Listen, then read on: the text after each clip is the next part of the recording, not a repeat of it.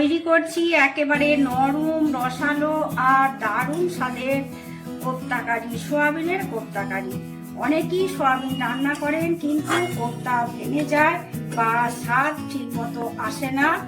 তাই আমি আজকে এমন কিছু সহজ টিপস দেখাবো যাতে কোপ্তা একদম ভাঙবে না এবং গ্রেভিও হবে অসাধারণ। মাছ মাংস না থাকলে এই রেসিপি দিয়ে জমে যাবে দুপুরে কিংবা রাতের খাবার। তাই ভিডিওটি শেষ পর্যন্ত অবশ্যই দেখবেন। চলুন শুরু করি।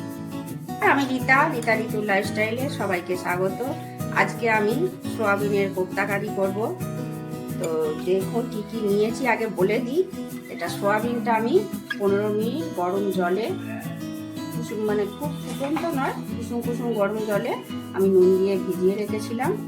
সেটা আপনাদেরকে দেখানো হয়নি, বলে দিচ্ছি। 15 মিনিট ভিজিয়ে রেখেছি। আর কি কি লাগছে, পেঁয়াজ লাগছে, রসুন লাগছে, টমেটো লাগছে, আদা লাগছে আর কাঁচা লঙ্কা লাগছে। তার পরবর্তী যে মশলাগুলো সেগুলো আপনাদেরকে দেখাবো স্টেপ বাই স্টেপ। তো দেখুন, আদা কেটে নিয়েছি, টমেটো, কাঁচা লঙ্কা, পেঁয়াজটাও ছাড়িয়ে নিয়েছি। পেঁয়াজটাও এবার কুচি করে কেটে নিই।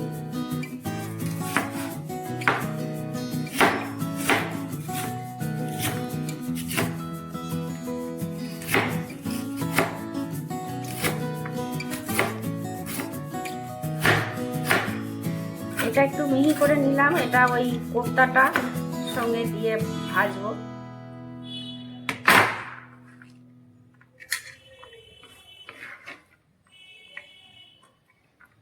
রসুনটা জলে ভিজিয়ে রেখেছি, তাহলে তাড়াতাড়ি খোসাগুলো উঠে যাবে।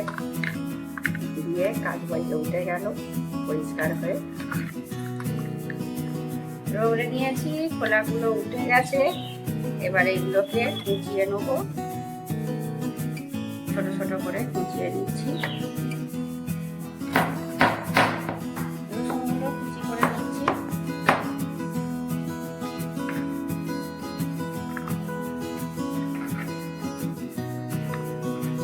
এবার এই পেঁয়াজটা ওই ভাজার সময় দেবো, কোপ্তার সময় দেবো। ওটা ওরকম করে কেটেছি।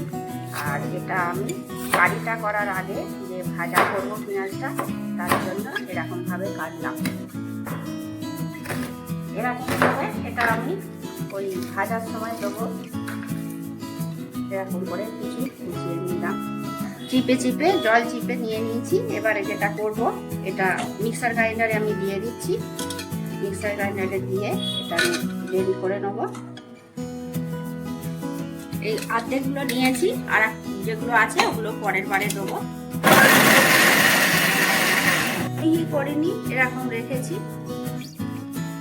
এতে ঢেলে নিচ্ছি, এরকম রেখেছি।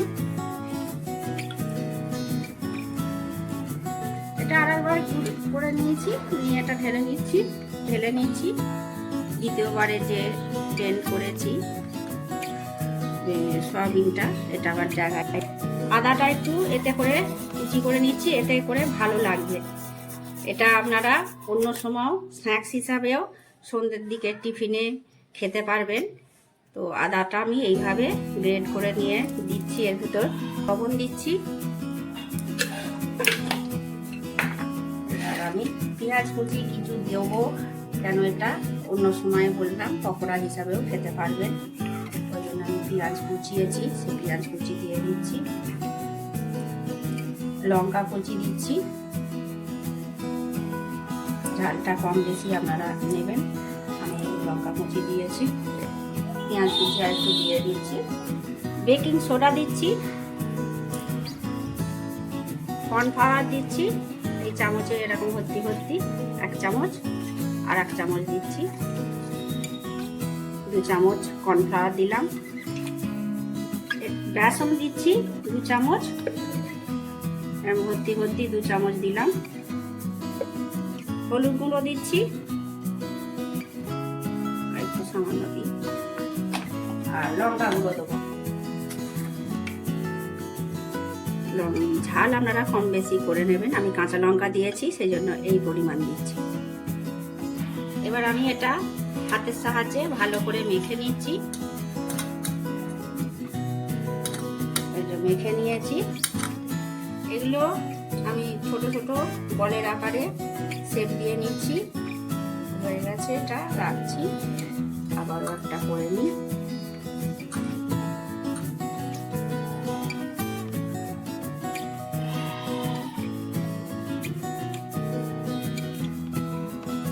এরকম সাইজে করব, আর একটাও করে নিই।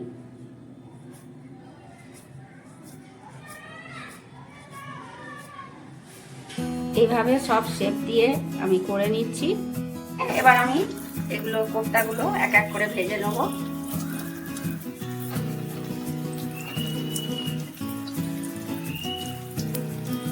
এটা একবার দিলাম, আর বাকি দুটা পরে দেবো। এগুলো এবার লাল লাল করে ভেজে নেব। গ্যাসের ফ্লেম মিডিয়াম টু লো ফ্লেমে রাখবো।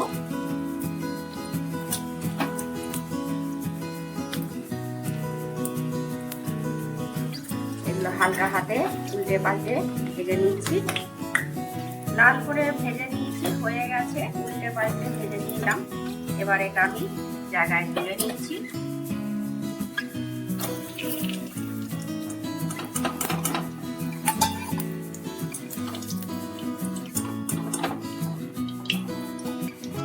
এবার দ্বিতীয়বারেরটা দিয়ে দিচ্ছি। এবার এক এক করে দিয়ে ভেজে নিচ্ছি।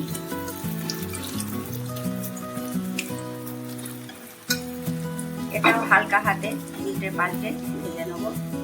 এক দিকটা হয়ে যায়, আবার এক দিকটা উল্টে দিচ্ছি।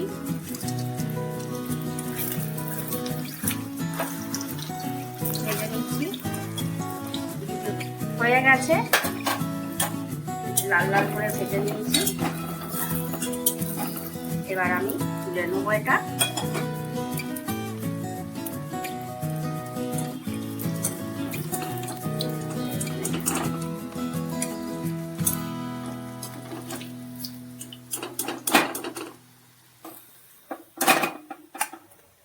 এটা আপনারা চায়ের সাথে স্ন্যাক্স হিসাবেও খেতে পারেন। এবার ওই তেলের মধ্যেই আমি ফোড়নের জন্য একটা লঙ্কা, তেজপাতা, সাদা জিরে, আর এটা এই গোটা গরম মশলাটা দিয়ে দিচ্ছি।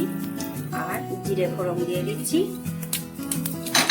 ফোড়নটা একটু নেড়ে নিলাম। নিয়ে এবার আমি কুচিয়ে রাখা রসুন কুচিটা দিয়ে দেবো।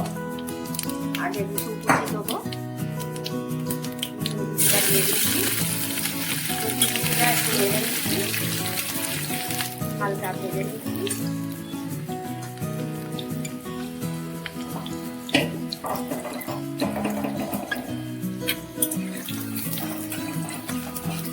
হালকা ব্রাউন করে ভেজে নিলাম। নিয়ে এবার পেঁয়াজ কুচিটা দিয়ে দিচ্ছি।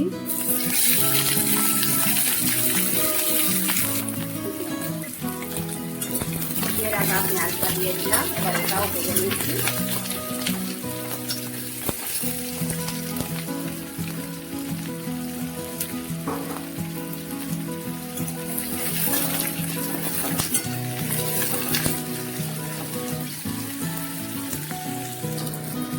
হালকা ভেজে নিয়েছি। এবার ওর মধ্যে আমি টমেটোটা দিয়ে দিচ্ছি, কুচিয়ে রাখা টমেটো।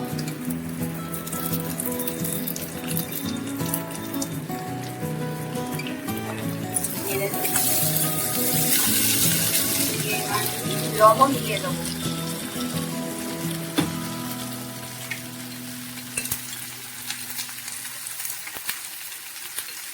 এবার আমি লবণ দিয়ে দিচ্ছি।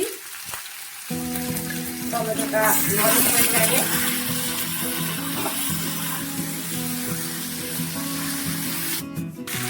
পেঁয়াজ ভাজা হয়ে গেছে, টমেটো তেল ছেড়ে দিয়েছে।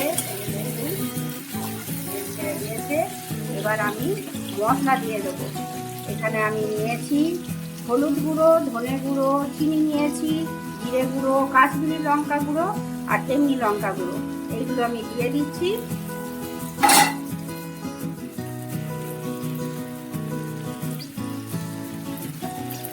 আর দেবো আদা দেবো।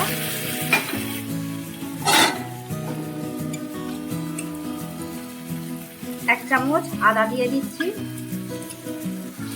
এবার এটা আবার ভালো করে কষিয়ে নিচ্ছি।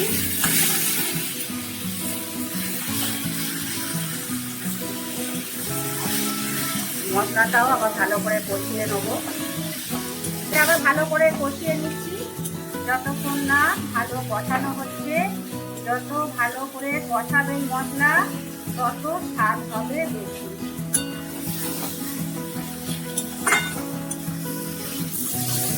কষানো হয়ে আছে, এবার আমি জল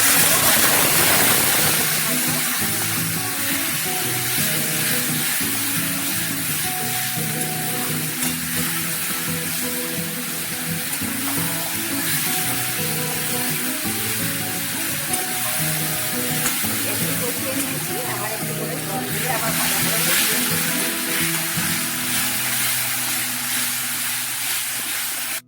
হয়ে গেছে, এবার আমি এটা গরম জল দিচ্ছি।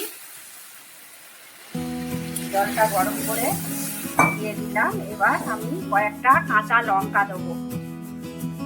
কয়েকটা কাঁচা লঙ্কা দিয়ে দিচ্ছি।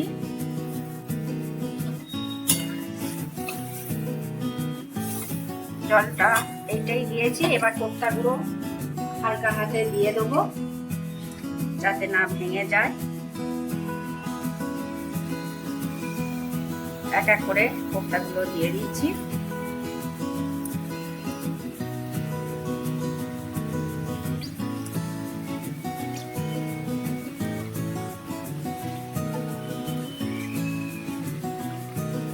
এবার একটু নেড়ে দেবো হালকা করে, দিয়ে একটু ঢেকে দেবো।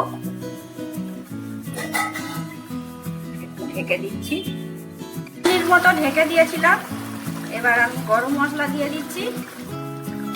দিয়ে গরম মশলাটা নাড়িয়ে নিই হালকা করে, দিয়ে এবার গ্যাস অফ করে দিচ্ছি।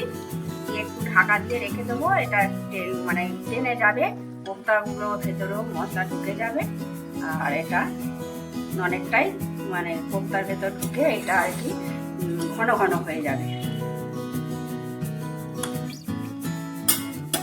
সামান্য ঢেকে গরম মশলাটা দিয়েছি, ঢেকে দিলাম।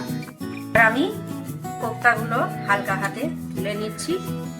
এই যে দেখুন, ভেঙেও যায়নি আর একেবারে রসালো হয়েছে। এবার একটা আমি জায়গায় তুলে নিচ্ছি। দেখুন, দুর্দান্ত স্বাদের সয়াবিন কোপ্তা কারি রেডি। কত সুন্দর হয়েছে। আজকের ভিডিওটা তাহলে এখানেই এন্ড করছি। আপনারা সকলে ভালো থাকবেন, সুস্থ থাকবেন। দেখা হচ্ছে পরবর্তী ভিডিওতে।